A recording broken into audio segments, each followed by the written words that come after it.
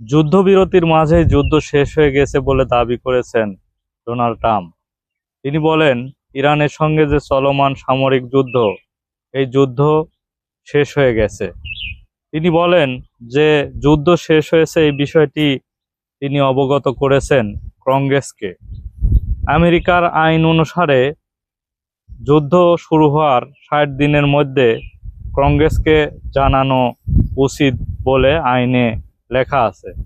কিন্তু Donald Trump যে ইরানের সঙ্গে যুদ্ধ সংগঠিত হচ্ছে, তিনি ৬০ দিনের মধ্যে কংগ্রেসকে এই বিষয়টি অবহিত করেননি।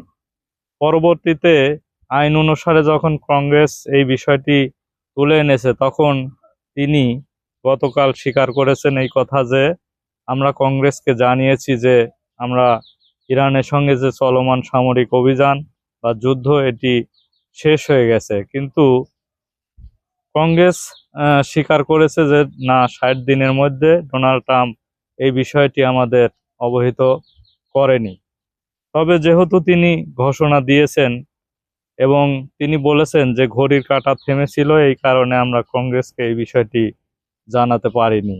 তবে সর্বশেষ খবর, তিনি যেহেতু নিজের মুখে স্বীকার করেছেন যে এই যে চলমান ইরান এবং যুক্তরাষ্ট্রের যে সংঘাত, এটি নাকি শেষ হয়ে গেছে। এই কথাটি এখন পর্যন্ত ইরান, যদিও ডোনাল্ড ট্রাম্পের কোনো কথা বিশ্বাস করে না, তারপরও শেষ পর্যন্ত দেখা যাক যুদ্ধ আবার নতুন করে হয় কিনা।